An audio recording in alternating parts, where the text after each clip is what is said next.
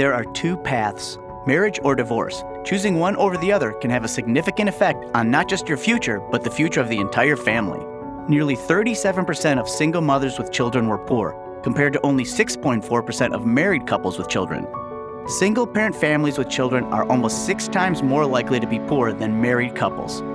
Divorced and unmarried men have mortality rates up to 250% higher than married men. Divorced men are more likely to partake in risky activities such as abusing alcohol and drugs. Children in families with their married biological parents have higher reading achievement scores than peers living with cohabitating parents or in step families. Children living with divorced single parents or in step families at age 14 have lower levels of educational attainment, lower annual earnings, and less prestigious occupations at age 26. Being happily married leads to a healthier life. Regardless of the length of time a couple has been married, there is a clear connection between physical well-being and wedded bliss. These statistics and facts are compelling enough to see the impact of divorce on our community and the families affected by it. When we choose to make a difference and help those faced with the heart-wrenching decision, we must highlight the real-world what-ifs. What if I decide to get a divorce? What if I decide to stay married? To better understand this important dynamic, one simply needs to peek into one man's struggle with his choice and how it can turn out, whatever path he chooses.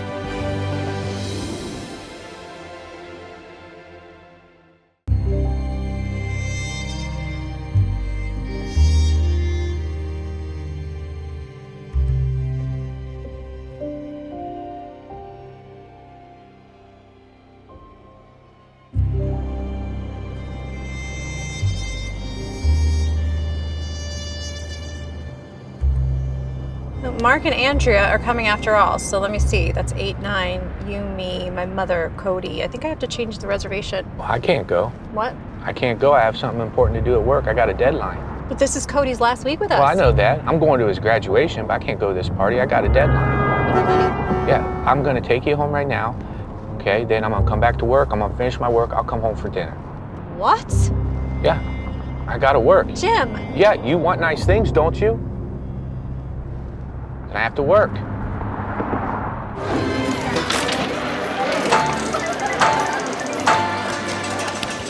$200,000. Look at this guy like he's gonna call. Been watching him play all day. He didn't have nothing. Look at him.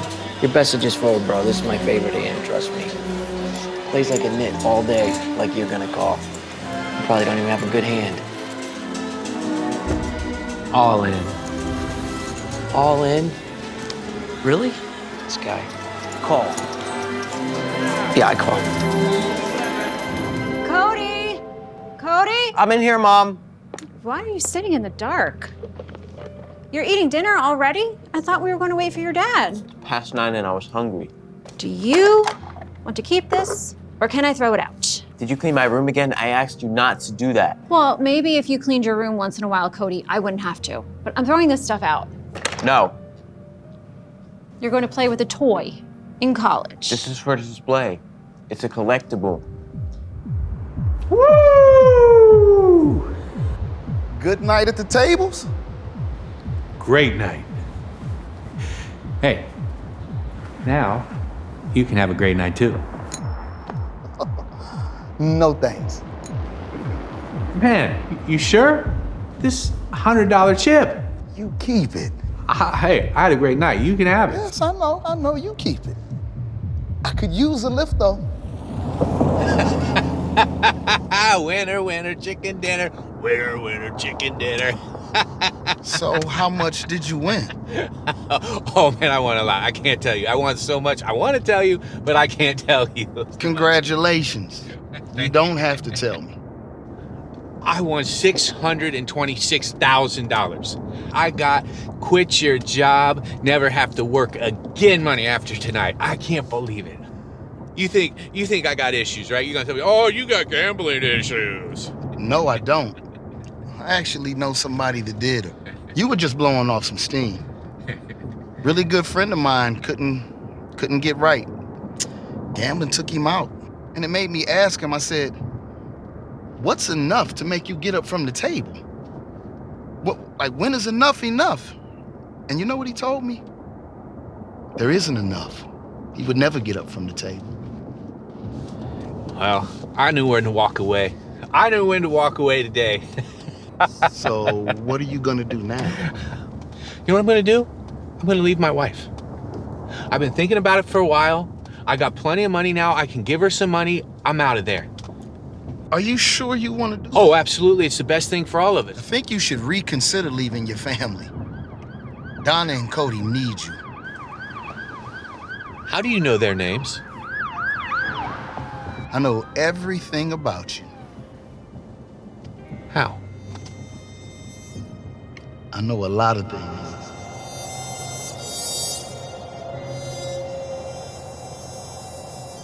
And what about this old jar of receipts? They're movie tickets. And what are you going to do with old movie tickets? Every time I got a good grade, Dad took me to see a movie. Oh, sweetie. How long have you been collecting those? Since Iron Man, I got a good grade in Miss Taylor's class, and Dad took me to see it.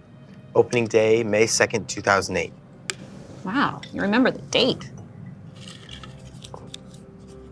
What is the Babadook? Oh, that was cool. That's this really creepy horror movie about a demon. Oh, I don't like horror movies. I got a C+ in my history final sophomore year, and Dad took me to see it anyway. It's about this, like, haunted book. How is this the first I'm hearing about this collection? This is the place. This is where you live? No. But your ex-wife and son do. What are you talking about? You said you wanted a divorce. This is what happens, Jim. This is what happens if you leave. Your son doesn't finish school. Donna loses the house. And that's her poor excuse for a boyfriend. There's Cody. That's not Cody. Yeah, there's him. Go check it out for yourself. Go ahead.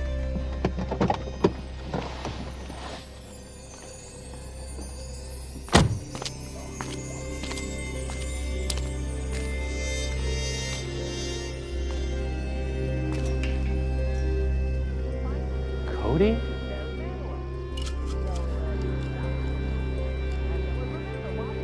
Cody! Cody! How many times I have to tell you that? How many times do I have to explain this to you? How many times do I blow in the face, Donna? It's never gonna matter. Cody!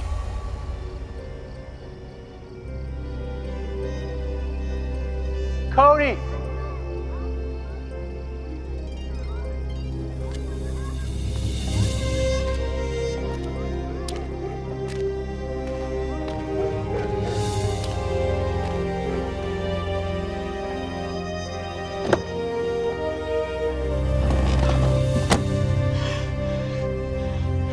I don't feel good. That looks like them. That can't be them. Did you drug me? Pick up, pick up, pick up. Come on, Donna, pick up. Come on, Donna, pick up, pick up, pick up, pick up. Come on, Donna. Answer me. Hi, you've reached Donna Capra. Leave a message and I'll call you back. Donna, it's me. Yes. Something happened and I picked this guy up. I gave him a ride and I think he drugged me or something. I don't know, but I want you to know that I love you. And I'm sorry. I lied to you tonight. I've been lying, and I wanted to run away. I don't know where to even go, but I suck as a husband. I suck as a father. I want to do better. I want to do better, I do.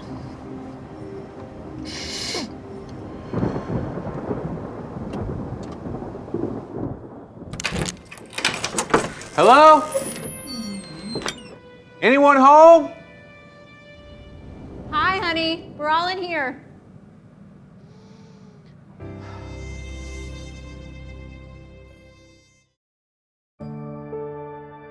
The reality is the effects of choosing to stay married or get divorced have been studied. The research itself offers some compelling reasons to choose the path of marriage. But if statistics and drama aren't enough, we'd like to share one more reality with you, the testimony of Danielle and Scott. They shared their real-life experiences about their journey that ultimately led them to stay married. I just knew that I wanted to be a different guy. I was not the guy I thought I would be. So I wanted to break away from that. I wanted to just hopefully start fresh, although I thought our marriage was over, but I still knew I needed to confess. We know, and I say we because there's a lot of us out there, we know what we're doing is wrong, whether it's, again, pornography, sex addiction, whatever it is. But it doesn't mean you can stop, or it doesn't mean that you want to stop, or it doesn't mean that you feel like you can stop. So we had been married for 11 years when I asked him to move out, but it had been 11 really long years of highs and lows, an emotional roller coaster. By the time we moved to Florida, I had 4 kids, 5.5 and under. And each child, he seemed to get more and more distant. I knew as the years passed that he cared less and less about me each year. I knew that I didn't really have any appeal to him. I always knew that a 2-parent home with 2 loving parents, those is better for the children, better for your community, better for your neighborhood, better for everything.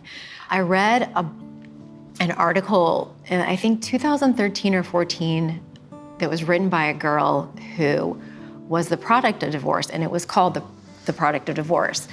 One of the things that she said that stuck with me is that, I'm sorry, that your children don't want